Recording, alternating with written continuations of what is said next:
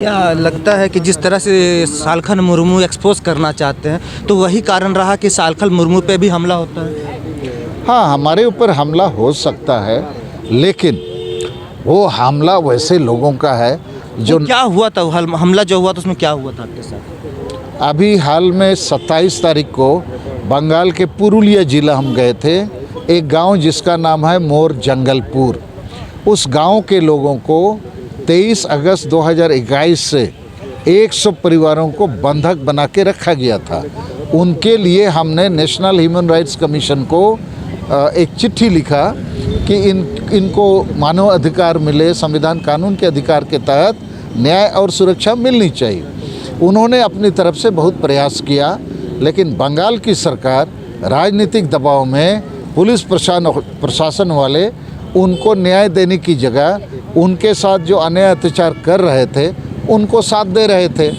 तो national human rights commission ने हमको लिखा कि हम लोगों के पास सरकार की तरफ से जो एक्शन टेकन रिपोर्ट है वो आ गई है, उन्होंने जो कुछ किया है, आप इससे संतुष्ट हैं असंतुष्ट हैं, हम लोग को अपना मंतव्य भेजिए और 7 जनवरी 2023 तक भेजिए, अन्यथा हम लोग इस केस को बंद कर देंगे।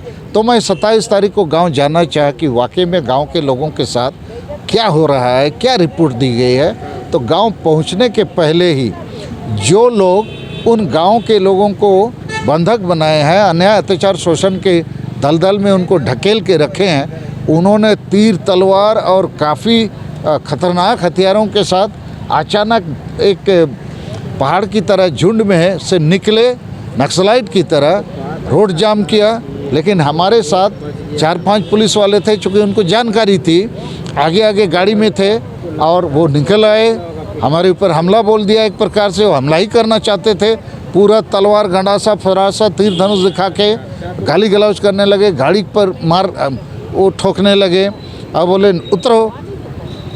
तो फिर पुलिस वालों ने किसी प्रकार हमको बचा के थाना हुड़ा थाना पुरुलिया जिला के अंडर, तो मैंने कंप्लेन लिखा है। तो यहाँ पर बात ये है, बहुत सारे आदिवासी विरोधी तत्व जो नहीं चाहते हैं आदिवासी एकजुट हो, उनको न्याय मिले, और सालखन मुर्मू झारखंड, बंगाल, बिहार, उड़ीसा, असम में लगातार विगत 20 साल से ज़्यादा से कर रहे हैं। सालखन मुर्मू जी को ही टारगेट किया गया था?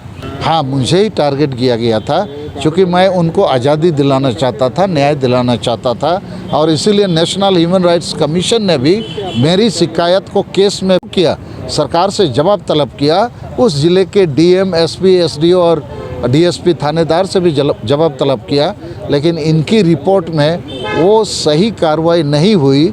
जिस व्यक्ति और जिस संगठन ने पूरे गांव के 100 संताल आदिवासी परिवारों को बंधक बनाया है, उसके खिलाफ कुछ नहीं किया। तो आखिर हम हुड़ा थाना में 12:30 बजे से 5 बजे तक अपने सैकड़ों समर्थकों के साथ बैठे, एफआईआर लॉन्च कराया, एसपी के साथ डायरेक्ट बात किया कि इस पर आप यदि 1 महीने के भीतर कार्रवाई नहीं करेंगे तो हम लोग फिर जनतांत्रिक तरीके से रेल रोड चक्का जाम या जो करना होगा हम करने के लिए बाध्य होंगे। क्या प्रशासनिक रूप पे सालखन मुर्मू जी को सुरक्षा मुहैया होगी या नहीं? देखिए, प्रशासन की तरफ से जहाँ तहाँ उनका जितना ताकत है वो हमको सहयोग करते हैं, क्योंकि ज़्यादातर प्रशासन के लोग जानते हैं कि सालखन मुर्मू जी संविधान कानून के तहत अपना काम करते हैं, शांतिपूर्ण ढंग से मीटिंग रैली करते हैं। ये 22 दिसंबर 2022 को यहाँ मोराबादी मैदान में लाखों लोग आए, बहुत शांति थी। पुलिस प्रशासन उस दिन भी विधानसभा में ड्यूटी कर रही थी। यहाँ के एसडीओ महोदय हमसे फ़ोन में बोले कि इतनी बड़ी भीड़ आप लेकर रहे हैं, सभा कर रहे हैं। हमने आपको कोई दिक्कत नहीं होगी, हमारे लोग डिसिप्लिन है, शांतिपूर्ण है, संविधान सम्मत काम हम लोग करते हैं। तो हमको जनता का भरोसा है, जनता को न्याय चाहिए, अधिकार चाहिए। हमारा सवाल है, क्या सुरक्षा का जरूरत है या नहीं? नहीं, सुरक्षा की ज़रूरत है। यदि राहुल गांधी जी को सुरक्षा की ज़रूरत है तो सालखन मुर्मू को भी ज़रूरत है।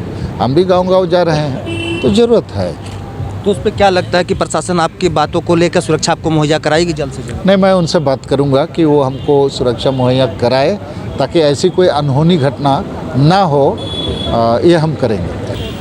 ये थे हमारे साथ सालखन मुर्मू जी, जो आदिवासियों के हक की आवाज़ को बुलंद करने पे लगे हुए हैं, और साथ ही साथ कहीं ना कहीं इन पे भी कहीं किसी न किसी तत्वों के द्वारा दबाव बनाया जा रहा है। अब देखने वाली बात होगी कि क्या प्रशासन के द्वारा इनकी सुरक्षा मुहैया होती है या नहीं। आप इसी तरह की खबरों के साथ हमारे सोशल संवाद न्यूज़ से बने रहिए। नमस्कार।